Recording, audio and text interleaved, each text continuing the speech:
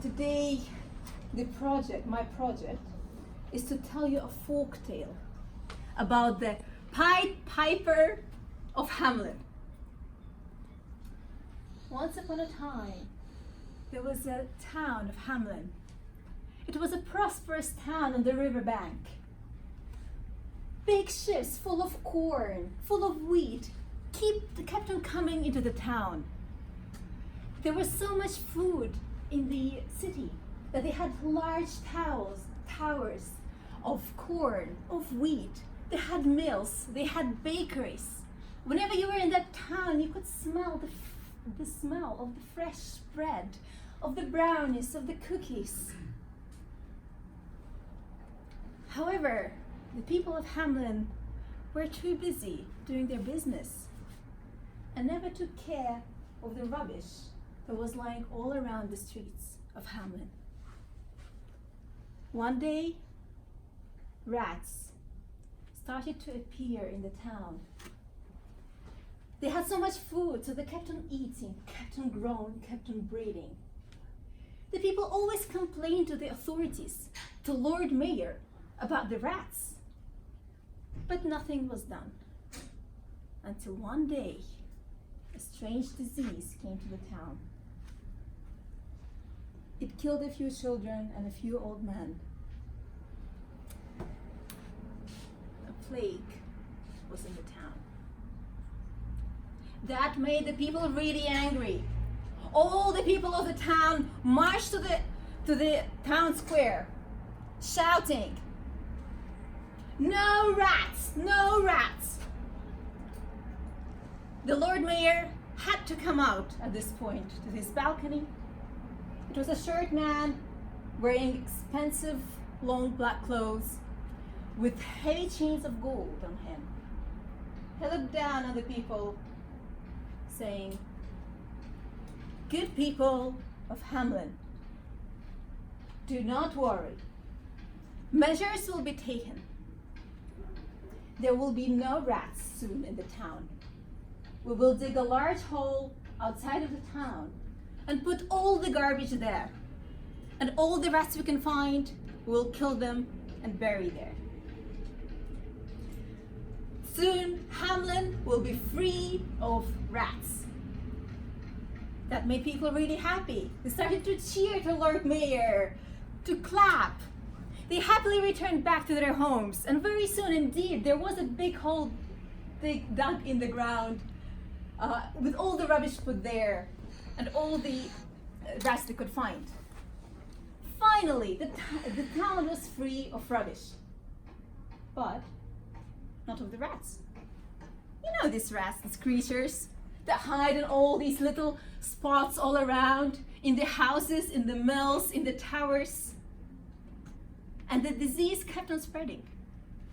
So the angry people again marched all together to the town, this time shouting, "No rats or no Lord Mayor." Something had to be done. He again came to the balcony, looking down on all these people. Serious measures had to be taken.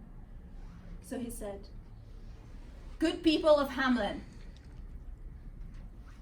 I will give 1,000 golden coins to the person who will be able to free this town from rats." And he went. Now, 1,000 golden pieces in those days, it's roughly $500,000 these days. I calculated. That's big money. On the very next day, a stranger appeared in the town. He was wearing these really bright clothes. He was clearly not from the town. This red and blue and green. He was wearing this huge hat full of feathers, goose feather, peacock feathers. And under his hat, you could see his long silver pipe. He came to the town through the bakeries, through the mills, through the houses, to Lord Mayor, and said, "I can free this town from the rats if you give me 1,000 golden pieces for it." Then Lord Mayor said, "Go on." That moment, Pied Piper, his name was, got his pipe out and started to blow into it, making strange noises. Suddenly, the rats from all around started to come to the town square.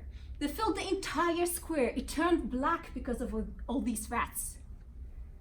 Then Pied Piper started to go to the riverbank, and all the rats followed him.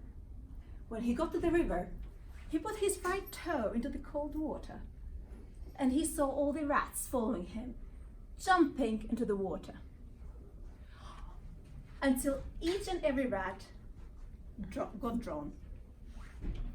He returned back to Lord Mayor, saying, "I freed the town from the rats. Please give you my gratitude." At which point, Lord Mayor laughed. "We all saw what you did.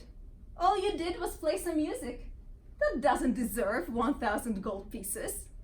Maximum I can give you is 40 pieces, and you're lucky to get those.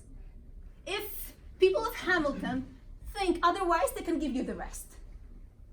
Now the people all agreed that, yeah, indeed, all he did was play some music, did nothing special. He doesn't deserve all that money. So Pied Piper left disappointed, while all the people were laughing at him. On the next day, there was a feast. The town was celebrating that there were no rats left. All the adults gathered into the church. When Pied Piper returned back to the town, he went to the town square, got his silver pipe, and started to blow. Suddenly, you could hear the noise of small feet running towards him, the laughs of the little children who came from all around the town. He kept on blowing his pipe and started to head to the river. The adults heard that, all these noises, and got out of the church, what's happening, and saw, terrified, all these children going behind Pied Piper to the river. How much was their relief when they saw him turning back from the river. But it didn't last long, because he went to the mountains, and there was a little door opening in the mountains where the children started to disappear one by one. All the adults were running behind Pied Piper. However, by the time they got to the mountains, it was too late. They say that the children went to the happy land full of wonders, of people who can be trusted, people who deliver their promises and always gave their debts. However, the people of Hamilton never saw their children again. Time passed, years passed. The life returned back to normal, with the ships full of corn coming to the town, ships full of wheat coming to the town baking all this bread, all these cookies. It was back to being prosperous, but one thing's changed. People always remembered Pied Piper and always paid their debt in full and on time. Thank you very much, Lena. Was that an unexpected ending? Well, that's a logical continuation of our